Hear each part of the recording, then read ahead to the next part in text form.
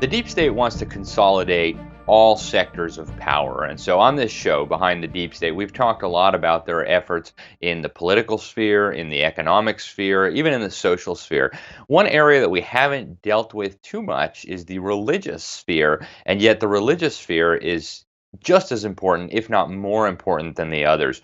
And so, going through the news recently, we came across something just astounding. Obviously, the fake media in the United States completely avoided it, but it was a very, very important event. So, in late August, about 1,000 delegates from all different religions, Hinduism, Buddhism, different branches of Christianity, Judaism, Islam, all these different things, spirit worshippers, pagans, heathens of all varieties, came together in Lindau, Germany, for the 10th World Assembly of this group called Religions for Peace. And oh, doesn't that sound wonderful? I mean, religions are nice and peace is nice. If you combine religions and peace, it must be super nice, right? Well, turns out there's more to this story than meets the eye. This massive entity, this organization, claims to be the largest and most quote unquote representative religious body in the world. They operate in about 100 nations, and they have members of just about every religion you can think of, and a whole bunch that you probably can't. The first dead giveaway that we are dealing with the deep state here is the list of people who fund it, right? And I mean, this is just like a who's who of the deep state. So you have George Soros, right? His Open Society Institute's a subversive organ. Keep in mind, George Soros funding a religious thing, that's like a pyromaniac funding the fire department, right? George Soros publicly says he's an atheist. He has also said on repeated occasions that he feels like a god with a little g. So this is not a guy who is a devout religious person. He claims to have Jewish ancestry, and he may. But that's about as far as George Soros' religion goes. I mean, again, he publicly says he does not believe in God. He's clearly not a Jew then, at least not in the religious sense. And yet, here he is funding this global alliance of religions, this Religions for Peace. You also have the Ford Foundation, an incredibly subversive, massive pool of money that's been used to promote globalism, socialism, totalitarianism, every kind of nasty ism you can imagine, and not to mention the takeover of our education system. U.S. taxpayers are also funding this operation through the U.S. State Department and through a whole range of United Nations agencies. And, the UN is entirely a deep state creation. You can go back and watch some of our episodes on that, and we will be doing more in the future. And then you also have some of the most godless governments on the planet who are involved in funding this. And by that, I'm not just referring to the U.S. government. I'm also talking about the Norwegian government. I'm talking about the Dutch government. These are nations that pioneered some of the worst excesses of atheism, secularism, all this attacks on marriage and so on. And of course, they are also funding this. And the next big clue that we're dealing with the deep state here is who's in charge, right? The outgoing Secretary General of this Religions for Peace, his term ended at the end of this summit, is Dr. William Frey Vendley. Now, the first thing you need to know about this guy is that he's a member of the Council on Foreign Relations. If you're not familiar with the Council on Foreign Relations, go back and watch our episode on the CFR. This is one of the premier deep state organizations, even deep state behind the deep state organizations in the United States. It's a who's who of prominent Republicans and Democrats. Hillary Clinton mentioned that she gets her orders from the Council on Foreign Relations. Darth Vader / Dick Cheney brags that he used to be on the board of directors, and he thinks that's funny that he never told people back in Wyoming when he was running for re-election. So it doesn't matter, Republicans, Democrats, mega bankers, right? All the big banks, all the big pharmaceutical companies, all the big crony defense contractors, all the big media companies, all of them involved in this organization. And one of the defectors from this organization, U.S. Navy Admiral Chester Ward, pointed out after he left this group that their main goal is to submerge the United States, to smash our national sovereignty and submerge the United States into, quote, an all-powerful one world government. So that's the type of people we are dealing with here. This William Vendley also served as an advisor to the scandal-plagued Clinton Global Initiative and its so-called Religion Forum. Now, if that wasn't establishment-y enough for you, deep state enough for you, the new Secretary General is Dr. Azza Karam, and one of the big highlights of this globalist's resume is a senior position with the UN Population Fund. Again, one of the key agendas of the deep state is and has been for quite some time to reduce the number of people on the planet. And of course, the UN Population Fund is the leading agency in charge of this operation, right? They put out a report a few years ago saying that, oh, there's way too many Kenyans on the planet. We got to get rid of so many Africans. They're all having all these babies. What are we going to do about all the Kenyans? They also got caught. They were exposed in the U.S. Congress working with the mass murdering communist dictatorship in China to perpetrate forced abortions to enforce their one-child policy. Clearly not nice people. And yet the new leader of this Religions for Peace operation is, of course, a proud associate of the UNFPA. It wasn't clear her position on forced abortions, but it is what it is, right? That's who we're dealing with. As I mentioned, you get people from all leaders from all these different religions come to this organization. Numerous high-ranking Muslims, high-ranking Hindus, spirit worshippers, ancestor worshippers, Shinto leaders from Japan, and Buddhists from Asia. And then you have the Christians, or at least they identify as Christians. You have leaders from within the Orthodox Church, leaders from within some of the Protestant churches in Europe and the United States. And also very, very high-ranking officials from the Catholic Church, bishops and archbishops who came to this event. And it's very interesting. We'll come back to this idea of Christians participating in this in a moment, because actually, the Bible has a lot to say about these things, and Christians claim the Bible as their source of authority, and yet the Bible speaks very clearly about these types of things. So we'll get to that in a minute. But before we do, I want to talk about their final declaration. They all ended up signing this declaration, a charter for forgiveness and peace and reconciliation, and these things.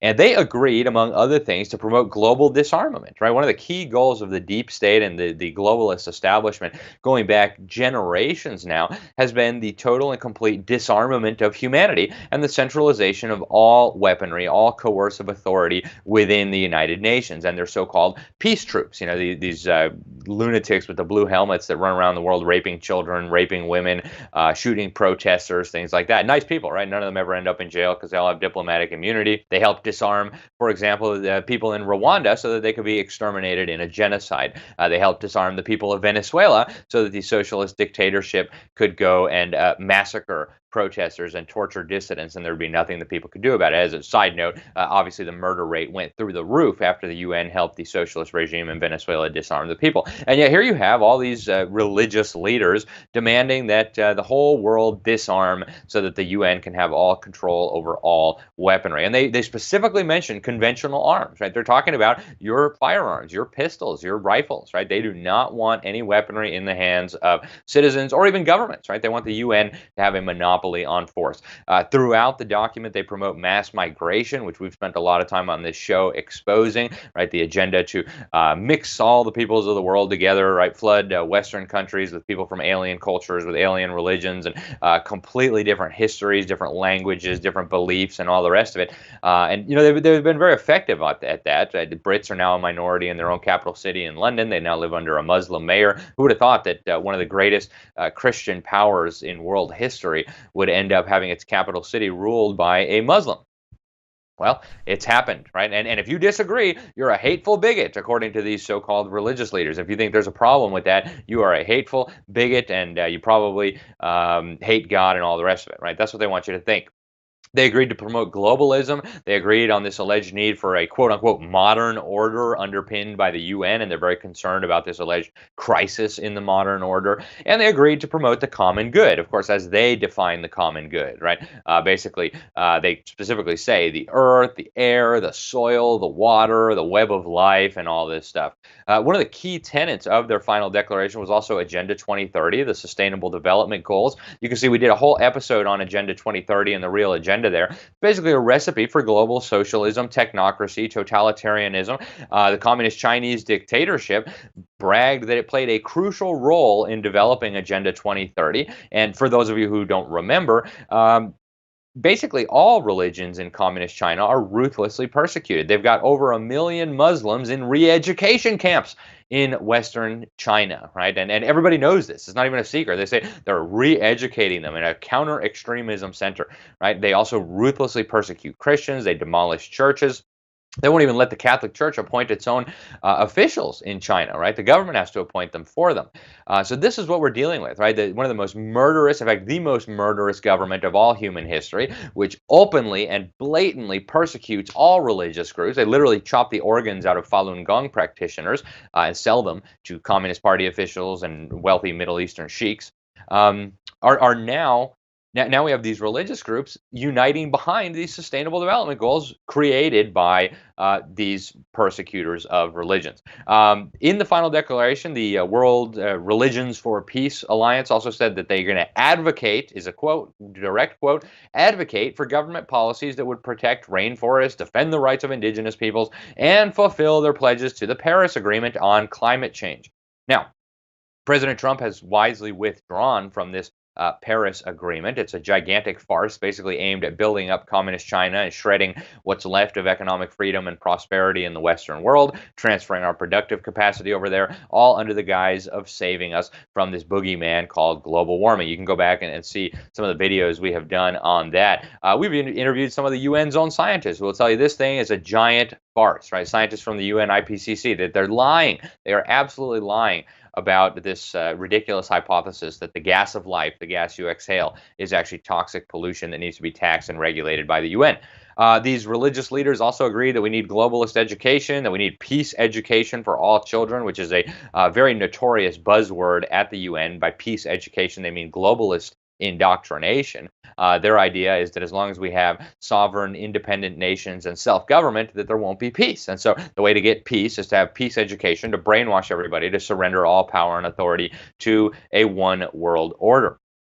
All these religious leaders also agreed they were going to create an alliance of virtue whereby they would all join forces and, quote, surrounding, quote, virtues shared widely across religious traditions and other virtue heritages. Now, I mentioned that we were going to come back to the Christian element here because the Bible has a lot to say about these types of things, right?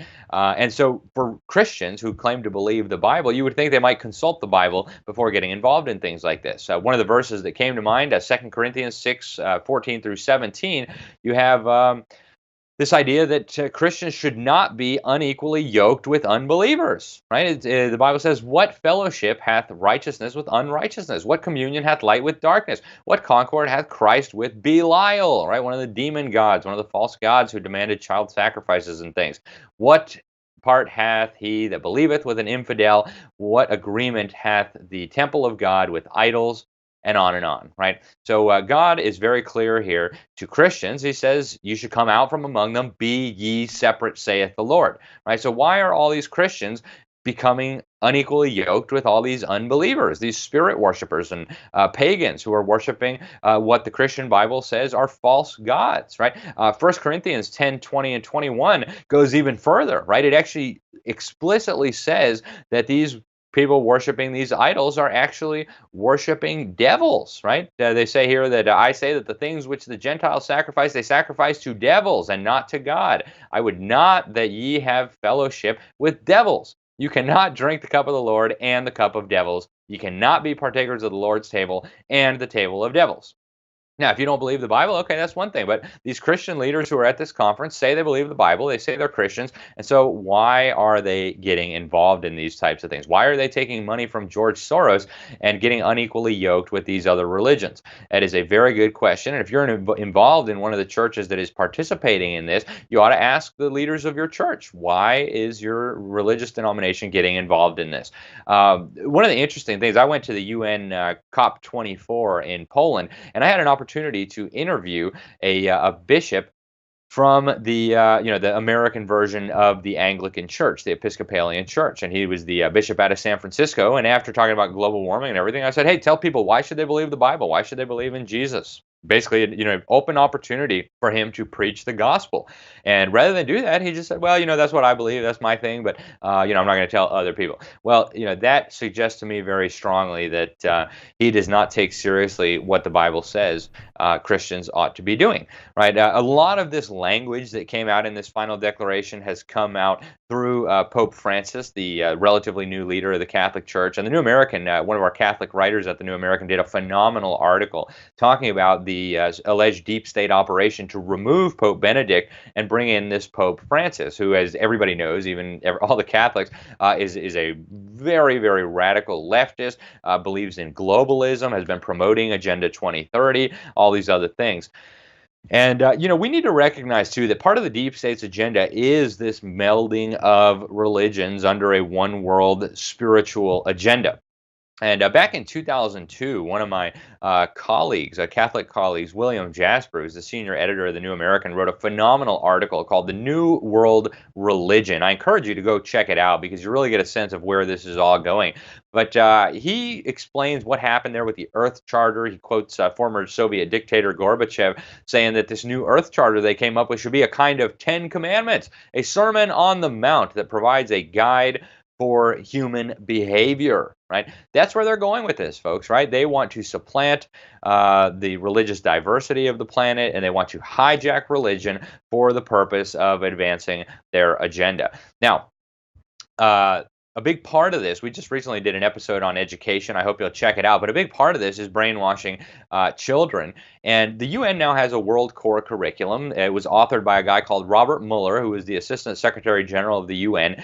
He literally called the UN the body of Christ. He suggested it's this divine institution that God is using and that nobody will ever be able to come against it. And he admitted in the teacher's manual to his World Core curriculum that he's basing all this on the teachings of Alice Bailey and the Tibetan teacher Jabal Khul. Well, what he didn't mention in that foreword is that Alice Bailey was the founder of the Lucifer Publishing Company, which has since been changed to the Lucis Trust. So the deeper you dig here, the more you find the deep state and the more you realize that they are now trying to hijack our churches, our synagogues, our mosques to advance this subversive plan for a one world order, which is at the heart of the deep state's agenda.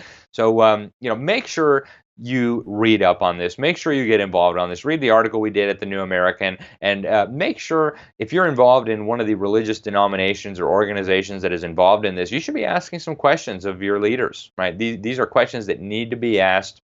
I hope you will help play a role in that. Thanks for watching. I'm Alex Newman. I'm your host at Behind the Deep State. Really appreciate you spending some time with us. And please like, share, subscribe, all those great things. Visit thenewamerican.com, and hopefully we will see you soon. Our next episode will be out next week. Thank you very much for tuning in, and God bless.